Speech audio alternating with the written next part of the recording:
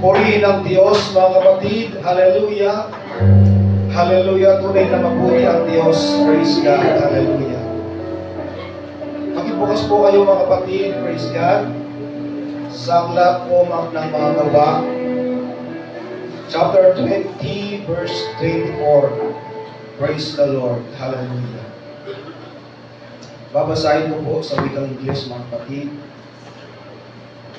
But none of these things move me, neither count I my life dear unto myself, so that I might finish my course with joy, and the ministry which I have received of the Lord Jesus, to testify the gospel of the grace of God.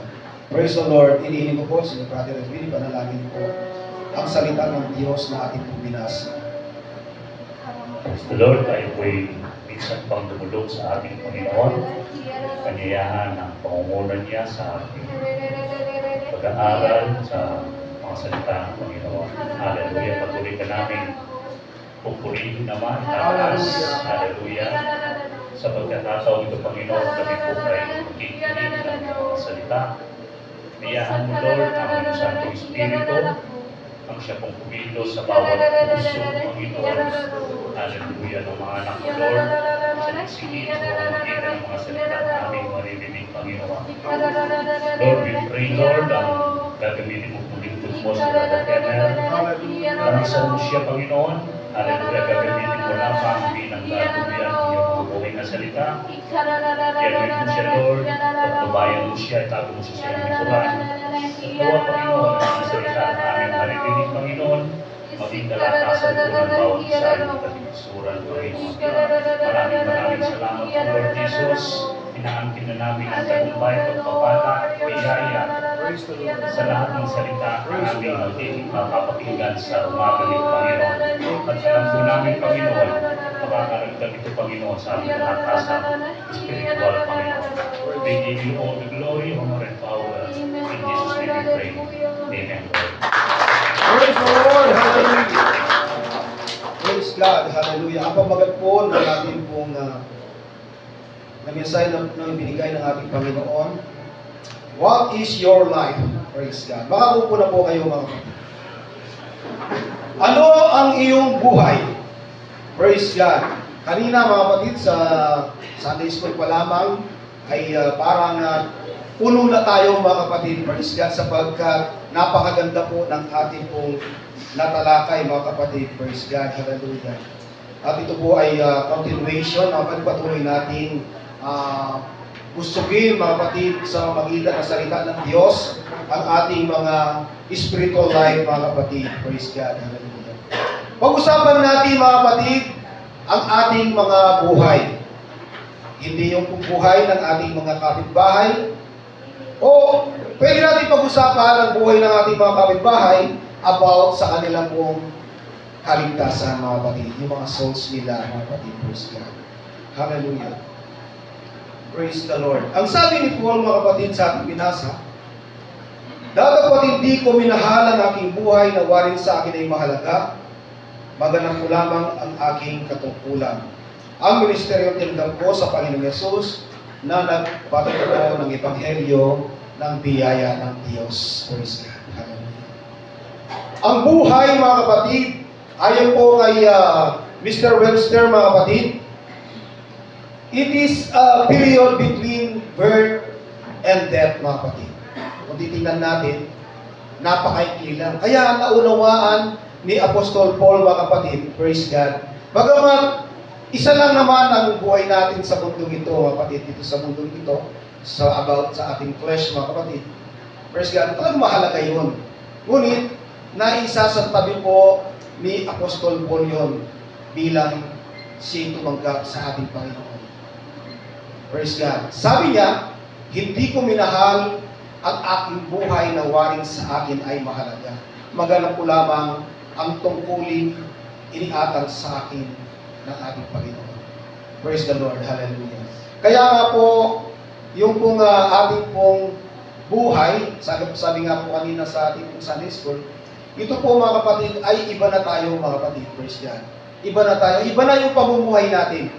Sapagkat tumanggap na po tayo ng spiritual na mga salita ng Diyos na dapat yun po ang tumatakbo sa atin, mga kapatid.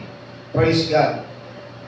Napakaikli lamang ng buhay, mga kapatid. Kaya para kay Paul, yung maikli na yon, isasantabi na niya yan sapagkat meron siyang inaasahan na tunay na mahabang buhay sa piling ng Diyos. Praise God. Hallelujah.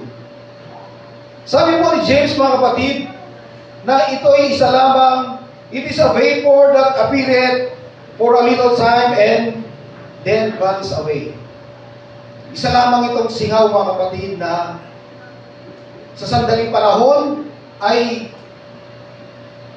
lalabas, mga kapatid, at pagdakay, bigla na lamang paglalaho. Praise the Lord.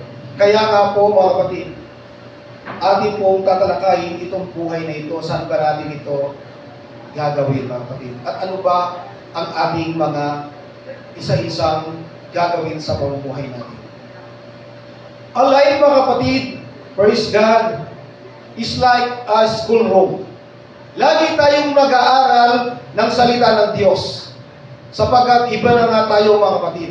Lagi-lagi tayong para bang nasa isa tayong room ng isang eskwelahan, mga kapatid. Patuloy tayong nag-aaral ng kanyang salita. Matthew 11:29, take my yoke upon you and learn of me, for I am meek and lowly in heart, and you shall find rest unto your soul. Ang gusto ng ating Panginoon ay lagi natin siyang pag-aralan, mga kapatid. Praise the Lord. Hindi sinabi ng Panginoon na marami tayong tatalakay about sa buhay sa mundong ito. Kundi sinabi ng Panginoon, pag-aralan natin siya, alamin natin ang Panginoon. Praise the Lord. Mula sa kanyang pagsilang, hanggang sa kanyang pong paglaki, hanggang sa kanyang mga ministeryo na ginawa niya, mga kapatid. Ano ba ginawa ng Panginoon? Nagsayang ba ng oras ang Panginoon, mga kapatid? Praise the Lord. Bawat oras ay makikita natin, mga kapatid, sa Panginoon, sa kanyang pananalita, sa kanyang pagkilos, ay napaka-halaga at napaka-buti, mga kapatid. Praise God. Hallelujah. Kaya, learn of me, ang sabi ng ating Panginoon. Praise the Lord. Hallelujah. Marami na tayong bagay na nalaman sa ating Panginoon, sa kanyang attitude ng ating Panginoon, gaano siya kababa.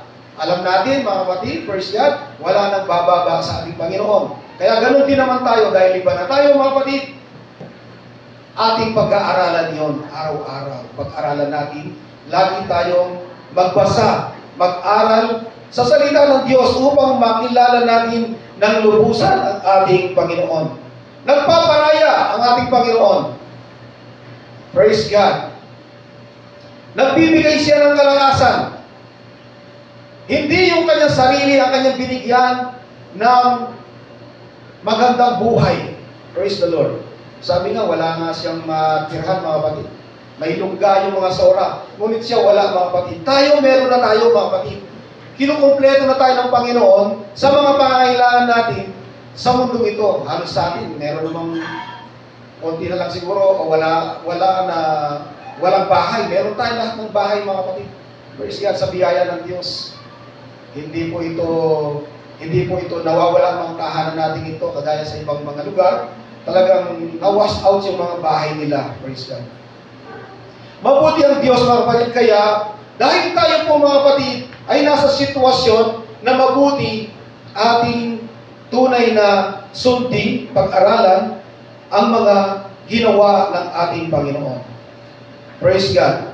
Ayon sa Romans 8:29, mga kapatid, hallelujah, ang sabi po, sapagkat yaong mga una pa'y kanyang nakilala, ay itinalaga naman niya na maging katulad ng larawan ng kanyang anak.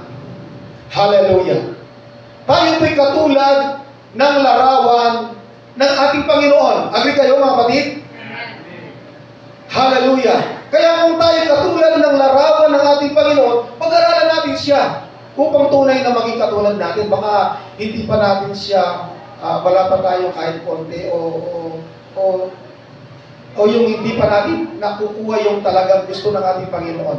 Praise God. Pag-aralan natin, praise God, ang ating Panginoon sapagkat siya po ay ating kalarawan. Hindi sa itsura, kundi yung spiritual na pananalita, yung pong kalarawan po ng kanya pong kabutihan, mga kapatid. Hallelujah. Bagamat walang perfect sa atin, praise God, tayong lahat ay nagkukulang, ngunit ating pong naisin na maging kalarawan ng ating Panginoon. Praise the Lord. Hallelujah. Praise God.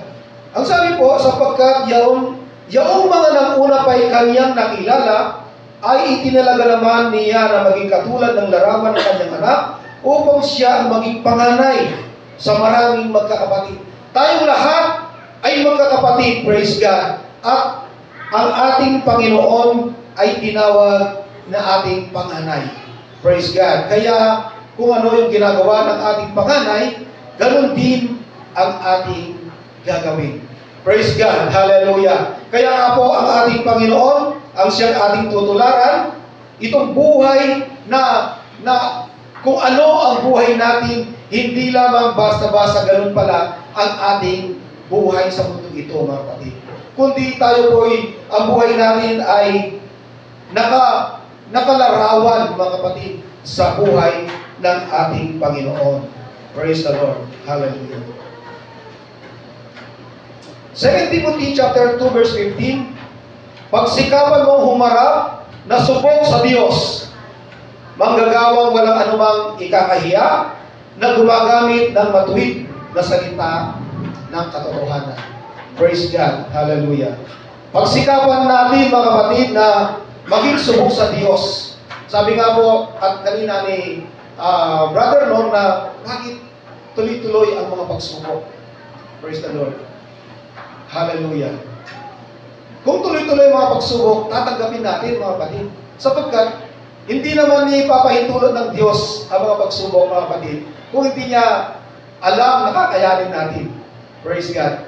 Tuloy-tuloy na pagsubok, tuloy-tuloy na ipakita natin sa ating Panginoon na tayo subok, mga kapatid. Hallelujah. Kung marami na pong naging sa buhay ni Brother Nor, ay tested na sila, marami na pagsubok, at dumating na naman, ipakita sa ating Panginoon na tayo subok. Tested na tayo, mga kapatid. Praise God, sapagkat walang pagsubok na dumarating sa isang tao na hindi po niya kakayanin. Praise the Lord. Hallelujah. Praise God. Hallelujah. Manggagawang walang anumang ikahihiya. Praise God. Wala tayong dapat na ikahiya, mga kapatid, sa ating po pananampalataya ito. Minsan, mga kapatid, naglamay po kami sa Mexico. Yung pong pinsan ni Sister Annalyn, ano po yan, Ibaboka po yun eh. Napunta po kami dun sa kayo, kasi alam po ni yung pinsan ni Sister Annalyn na sila yung mga lumaki sa iglesia. Yung bunso nila, Sister Annalyn, yung panganay nila, nandun. O kayo, sabi niya, ano na ang yung pananampalataya? Sabi po nung isa, ako Katoliko. Sabi nung po, Sister Annalyn, Christian siya, born again. Yung isa naman po, iglesia. Hoy, sabi nung iglesia, ako lang ang natirang iglesia. Ang sabi po nung pangalan nila, kawawa kayo. Praise the Lord. Ano po, kawawa kayo. Praise God. At nasa lamay po kami, siya po yung namatayan, yung anak niya ang namatay. Praise God. Kaya, sabi ko, hindi itong tamang oras na anuin ko siya, mga kapatid, kasi yung pong namatayan siya, nakikiramay kami, kino-comfort namin, mga kapatid, praise God. Ngunit sa kanya, sinabi po niya yung ganung bagay. Ngunit si Sister Annalyn, nakita ko sa kanya, mga kapatid, hindi na siya kagaya dati, mga kapatid. Kasi dati si Sister Annalyn, pagka gano'n, parang nahihiya siya nung una pa, mga kapatid. Ngunit siya, sabi po niya, na sa amin, si Kristo ang Diyos namin, sabi ni Sister Annalyn. Sa inyo, tao. Oo, sabi niya, tao lang naman si Kristo. Praise God. Gusto ko na po magbukas ng mga versikulo, mga kapatid. Praise God. Kaya pala, Sister Annalyn, tinitingnan niya ako na hindi ko muna gagawin yon, mga kapatid, sapagkat nasa lamay nga po kami, siya yung namatayan. Praise God. Pero nakikita ko kay Sister Annalyn no, na talagang hindi niya ikinakahiya yung tinanggap na pananampalataya, mga kapatid. Hindi naman sa tinataas ko siya, mga kapatid. Praise God. Sapagkat tunay nga po ang ating pananampalataya na tinanggap sa anumang sitwasyon, hindi natin dapat ikakahiya. Sapagkat ang sabi nga po, mga kapatid, praise God, itong ebanghelyo natin tinanggap, ito ang kapangyarihan ng Diyos sa ikaliligtas ng bawat sumasampalataya. Maging Hudyo, maging Griego, mga kapatid. Hindi natin dapat ikahiya. Praise God. Sino man yung ating kaharap, pagka sinabi nila ng ganon, sasagot tayo, mga kapatid. Praise God. Hallelujah. Sapagkat kailangan nila na makilala. Sabi nga po, Sister Annalyn, yung dalawa mong kapatid, kailangan masabihan natin yun. Kasi sinabi nung pinsan ninyo, kawawa sila. Praise God. Kaya kailangan si Begbeg, si Ate Annabel, masabihan natin yan na si Kristo ay hindi tao. Praise God. Kaya sabi ko, kailangan tayo magbigay ng pag-aaral sa kanila. Kasi kailangan mabura sa kanilang isipan yon na sinabi ng kapatid nilang yon, na pinsan nilang yon na tao lang si Kristo. Masasaktan tayo, mga kapatid. Ang sinasamba ba natin, tao. Praise God. Nagkatawang tao siya upang ating gawing halimbawa, mga kapatid. Bilang isang larawan na sa atin, mga kapatid, praise God. Ganun po si Kristo sa ating buhay. Siya ay nagkatawang tao, tunay nga siya ay naging tao, mga kapatid, praise God. Hallelujah, sapagkat iaalay ang kanyang sarili, kailangan ang kaligtasan, praise God, sa atin. At siya ay tunay na Diyos, mga kapatid, sapagkat siya ang Espiritu Santo na lumilim kay Maria, at siya ay tunay na Diyos, mga kapatid. 100% naging tao, 100% na siya ay Diyos. Hindi natin dapat ikahiya ang pananampalatayang ating tinanggap. Hindi lamang tayo dapat na tagapakinig. Dapat tayong tagapagsalita, dapat din tayong tagagawa. Ang sabi sa James chapter 1, verse 23 hanggang 25, sundan niyo ako, mga kapatid, babasahin ko po. Sapagkat kung ang sino man ay tagapakinig ng salita at hindi tagatupad, ay katulad siya ng isang tao na tinitingnan ang kanyang talagang mukha sa salamin. Sapagkat minamasdan niya ang kanyang sarili at siya ay umaalis at pagdaray kanyang nalilimutan kung ano siya. Ngunit ang nagsisiyasat ng sakdal na kautusan, ang kautusan ng kalayaan at nananatiling gayon na hindi tagapakinig na lumilimot, kundi tagatupad na gumagawa, ay pagpapalain ng tao ito sa kanyang ginawa. Praise God. So malinaw, mga kapatid, praise God, bilang tayo po ay tagapakinig, nag-aaral kay Kristo, pinag-aaralan natin kung paano magiging salamin sa atin ang ating Panginoon. Praise God. Hallelujah. Hindi nawa tayo maging kagaya ng isang tao na pagkatapos niyang makinig, mga kapatid, ay lumilimot sa kanya napakinggan. Na para ba siyang tumingin sa salamin, habang nakikinig siya, para siya nakatingin sa salamin, nakikita niya ang kanyang mga ayos niya, kung ito'y maganda bang ayos, mabuting pangit na ayos, nakikita niya. Praise God. Tayo rin naman, kapag tayo nakikinig ng salita ng Diyos, nakikita natin ang ating sarili. Amen? Nakikita natin, parang sa akin yun. Parang sa akin yata yung salitang yun. Ay, hindi sa akin yun. Sa kanila siguro yun. Parang nakikita natin na ang mga salita ng ating Panginoon na ating napapakinggan, nakikita natin sa ating sarili, mga kapatid. Praise God. Ngunit ang gusto ng ating Panginoon, dahil ating nakikilala ang ating sarili kung sino tayo, ano ang buhay natin sa harapan ng Diyos, ay ating gagawin kung ano man ang ating mensahe na napakinggan mula sa ating Panginoon. Huwag natin isipin ang salita ng lang yan ang nagsalitang yan ay si brother lamang. ang nagsalita na yan ay si sister lamang. Ang isipin natin, ang nagsalitang iyan ay galing sa Panginoon ang salitang iyan.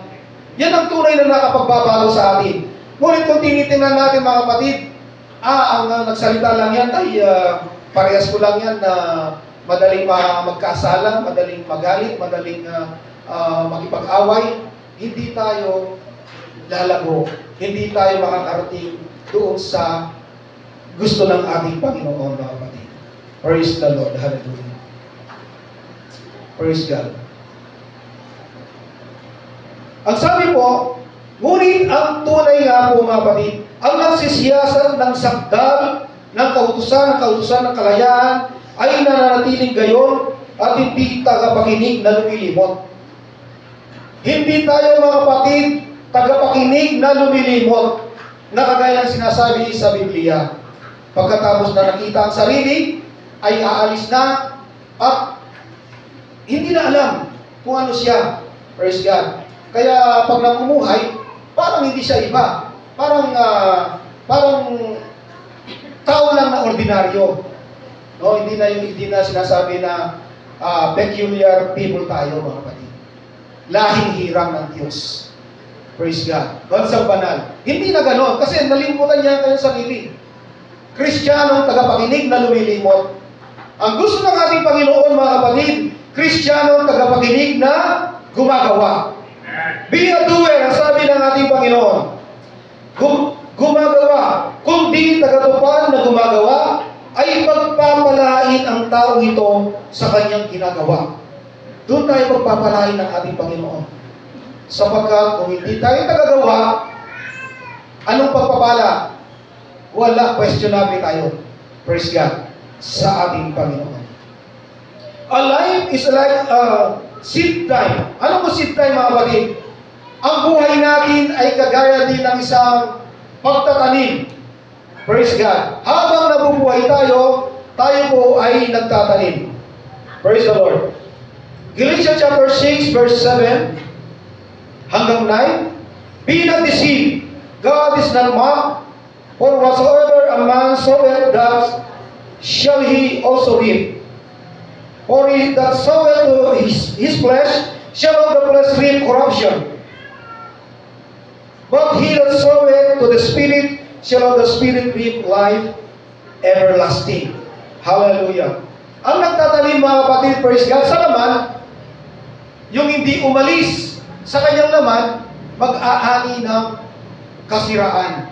Sapagkat dito mga kapatid sa mundong ito, kapag dito natin pinanatili ang ating isipan at nililimot natin ang napapakinggan natin mga spiritual, mga salita ng Diyos, praise God, ay mag-aani lamang tayo ng kasiraan. Praise God. Kung ano man yung ating pinagkabisihan sa mundong ito, lahat ng yan ay masisira lamang. Maglalaho lamang mga kapatid. Sabi nga, vanish away. Mawawala lamang mga kapatid. Kaya, tayo pilit na nilalagay sa isipan natin ng ating Panginoon ang kanyang mga salita. Praise God. But he that soweth to the Spirit shall of the Spirit reap life everlasting. Bakit po? Bakit naging everlasting pagka tatanim tayo mga kapatid ng mga spiritual, ng mga gawa mula sa ating Panginoon? Praise God. Sapagkat, hallelujah, ang spiritual na mga gawa, makalangit na mga bagay, yung mga bagay sa langit, hindi na yan nawawala mga kapatid. Pag-everlasting na yan. Hallelujah. Kaya nga po, ang pagtatanim ay mahalaga sa bawat buhay natin.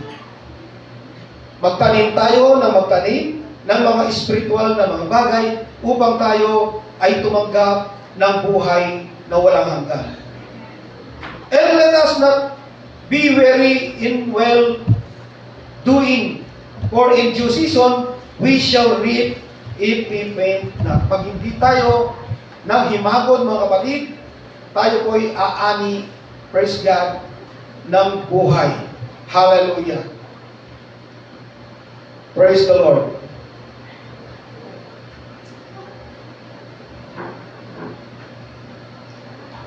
Sapagkat sa kapanahunan ay magsisipag-anin tayo kung hindi tayo mapapagod. May napapagod na ba sa atin, mga kapatid? Hindi tayo dapat mapagod sa paggawa sa ating Panginoon. Praise God. Hallelujah. Kung ang Panginoon ay hindi napagod, praise God. Kung manalangin ng Panginoon, magdamag, hindi siya napagod. Kahit makakuha lang tayo, mga kapatid, praise God, isang oras na pananalangin, hindi tayo manghimagot. Hallelujah. Hindi dadalawin ng antok ang ating mga mata. Praise God. Hallelujah. Sapagkat ang ating pong kalarawan ay ang ating Panginoon. Ano pa po, mga kapatid? Ang ating buhay is like a dressing room. Ano to, dressing room? Ngayon ko lang narinig ito, parang iba ito. Dressing room, mga kapatid, praise God. Ito ay ang ating buhay, binibihisan natin ang ating katawan. Hindi mga material na bagay, kagaya ng ating suot natin ngayon, praise God, isusuot natin ang mga nais ng ating Panginoon na dapat nakikita sa atin. Nakikita sa atin ating mga kasuotan, mga kapatid. Praise the Lord. Sa Ephesians chapter 6, verse 13, up to 17, sundan niyo ako, mga kapatid. Wherefore take unto you the whole armor of God, that ye may be able to withstand in the evil day, and having done all to stand.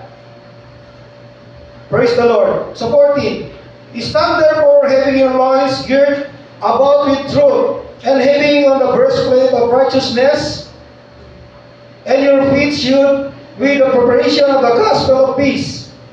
16, above all, taking the shield of faith, wherewith ye shall be able to quench all the fiery dart of the wicked. 17, and take the helmet of salvation and the word of the Spirit, which is the word of God. Hallelujah. Ano mga tataglayin natin? Ano ang mga isusuot natin, mga kapatid? Sabi po, it's like a dressing room. Sa araw-araw na ating pagsusuot ng ating pong mga damit, praise God, ay kailangan laging suot sa atin ang katotohanan. Praise God. Ang katotohanan na tinanggap natin sa ating Panginoon, itong doktrinang ito, mga kapatid, hallelujah, anuman ang ating mapakinggan na mga ibang katuruan, itong katotohanan na ito ay ating tatayuan, mga kapatid. Kung minsan, di ba tayo nanonood tayo ng mga YouTube, mga kapatid, praise God, may mga pinapakinggan natin, mga Trinitarian, minsan, taliwas sa atin. Minsan, may mapapakinggan tayo, mga kapatid, praise God, na mga inspirational na preaching, makikita natin, parang iba doon sa katotohanan natin tinanggap. Kaya huwag tayong matatangay. Huwag tayong matatangay sapagkat ang katotohanan na ating tinanggap sa ating Panginoon ay mananatiling nakabihis sa atin.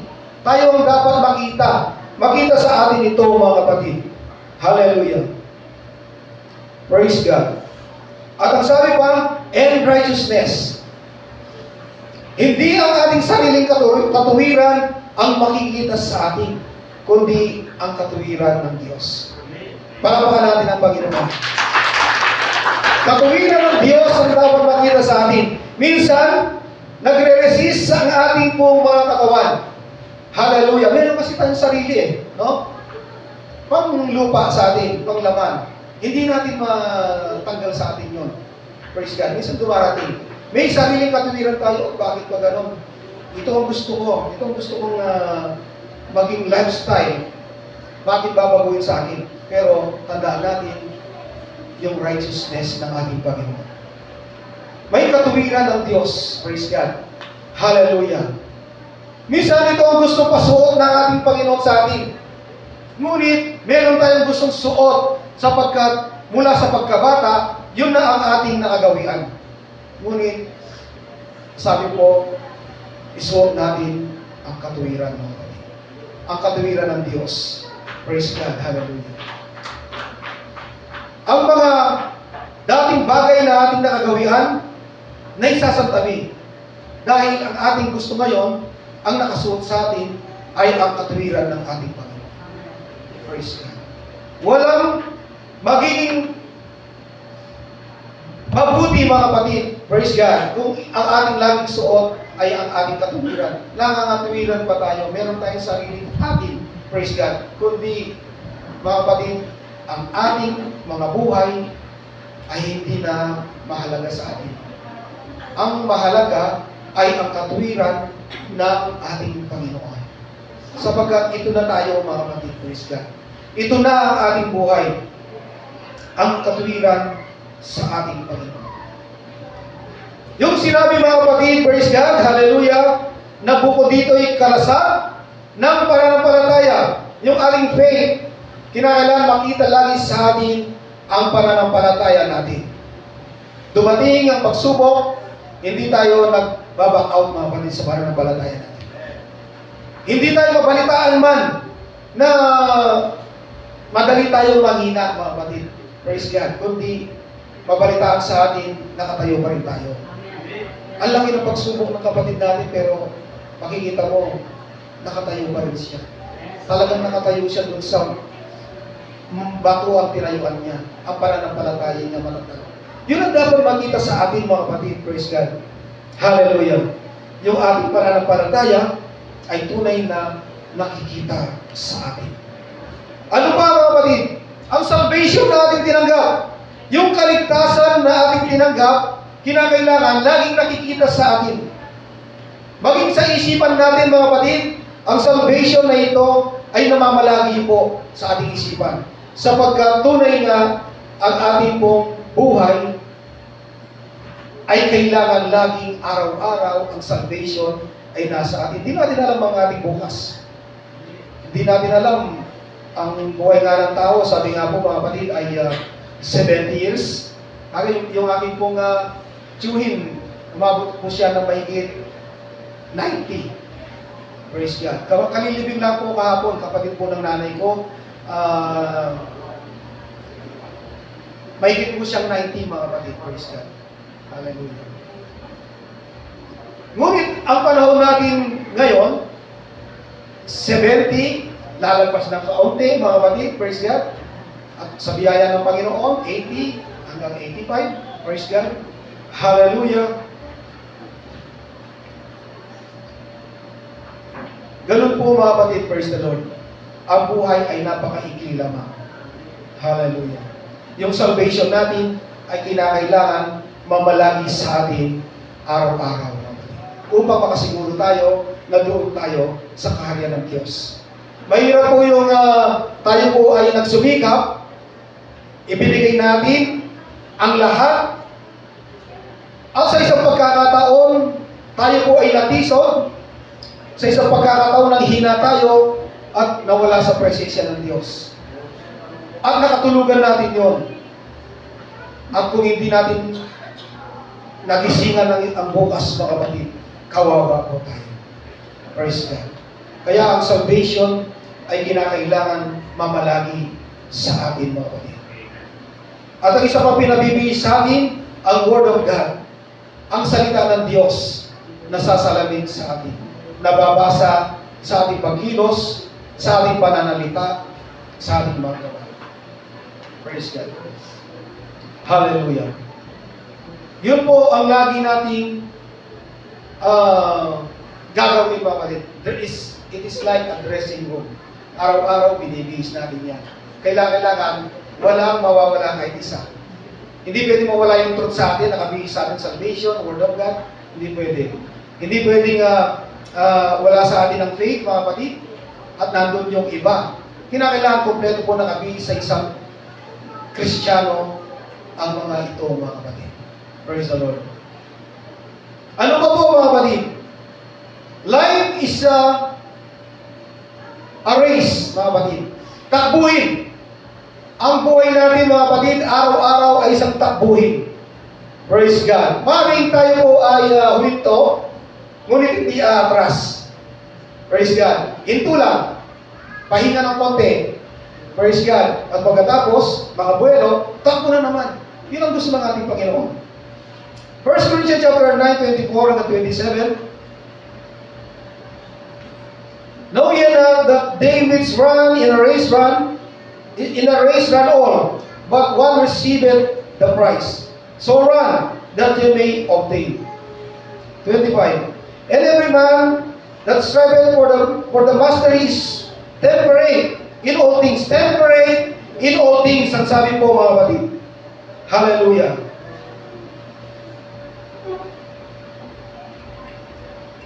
Now they do it to obtain a corruptible crown. Verse 26.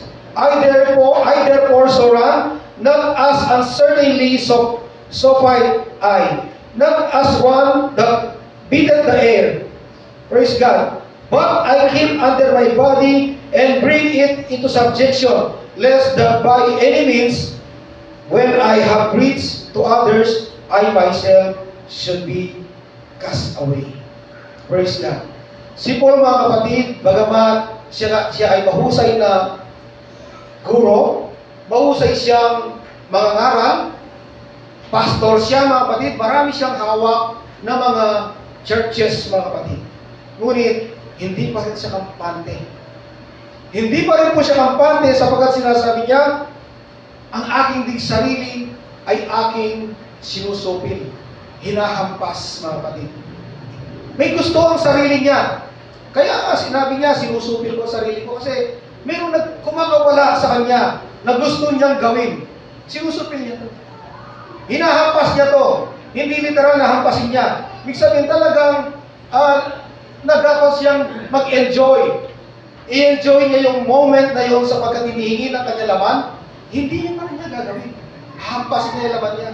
Kasi yung kaka-enjoy niya, yung mga kapatid, hindi para sa Diyos na yung nais ng kanya laman. Praise God. Sabi niya, baka ako rin ay itakawin. Praise God. Kasi ganun po ang ating laman, mga kapatid. Bagamat iba na tayo, sabi ng Bible, meron pa rin kuminsan. Kaya nga sabi, susupilin niya ang kanyang sarili, hahampasin niya upang siya rin ay magkaroon ng katagumpayan. Hallelujah. Hindi lamang mga kapatid, praise God, siya basta mangangaral, kundi kasama siya, mga kapatid. Kasama siya sa mga nagdidisiplina ng kanyang sarili, mga kapatid. Praise God. Dinidisiplina natin ang ating sarili upang tayo makatakbo, upang tayo makarating doon sa finish line, mga kapatid. Hallelujah! Upang tagapin natin ang gantimpala sa ating Panginoon. Ang hindi makarating sa finish line, mga kapatid, hindi rin siya makakarating sa buhay. Sapagkat yun nga po ang award, mga kapatid. Sa finish line lahat ang award natin. Kaya ang buhay natin sa araw-araw ay kagaya siya ng pagtakbo. Araw-araw yan, mga kapatid, pagtakbo. Hinto, lakad, sulong, takbo na naman. No? Pagka palalakasin tayo ng Panginoon, takbo na naman. Praise God. At habang ginagawa natin ito, tayo po ay nagdidisiplina sa ating sarili. Anumang hadlang upang hindi tayo makatakbo, aalisin natin. Ating itatakwil. Praise God. Ating isasantabi sapagkat iyan ay nakakasagabal sa ating pagtakbo, mga kapatid. Praise God. Ano ba po, mga kapatid? Ang buhay natin sa mundo ito is a gateway. Praise God. Paano tayo makakarating sa buhay na walang hanggan? Praise God. Dahil sa buhay natin sa mundo ito. Ito po ang gateway natin kung paano tayo makarating sa buhay na walang hanggan. Hallelujah. Yung maikling panahon na ito, mga kapatid. Itong 70 years na ito, ang gateway natin upang makarating tayo sa buhay na walang hanggan. Amen? Amen. Praise God. Tingnan natin yung mga praise God. Halimbawa, kunwari hindi tayo sinilang sa mundong ito. Kunwari lang, no? Kasi wala namang gano'n. Pero kunwari lang. Makakarating ba tayo sa buhay na walang hanggan? Hindi. Kasi hindi tayo sinilang eh. Hindi tayo nagkaroon ng buhay. Praise God. Kaya nga itong buhay natin ito, ang kakasangkapanin natin upang makarating tayo sa buhay na walang hanggan, mga kapatid. Ito ay napaka-ikli lamang. Hindi lang sa ating magsasabing, 70 years pa naman tayo, matagal pa to. Pwede pa naman sa final, sa 65, pataas, pwede pa naman doon. Ang Diyos ay mahabagin. Praise God. Mag-enjoy muna ako. Hallelujah. Sapagkat Hindi natin pwede sabihin yun. Ang buhay ay kagaya po siya ng isang utang, mga kapatid. Kapag gusto na itong kunin, kukunin na. Amen? Kukunin na. Hindi sa atin ang buhay. Praise God. Bagamat sinabi na magkakaroon po tayo sa mundo ito ng buhay na 70 at medyo tataas ng konti. Ngunit kung gusto nang kunin sa atin, hindi natin ito pwedeng ipagdamot o hindi ibigay. Kukunin na ito, mga kapatid. Kagaya siya ng isang utang. Praise God. Ecclesiastes chapter 12, verse 7. At ang alabok ay mauwi sa lupa gaya ng una, at ang diwa ay mababalik sa Diyos na nagbigay sa kanya. Yung ating pong spirit, mga kapatid, praise God, na hininga ng Diyos sa butas ng ating ilong, babalik din sa kanya ito. Praise God.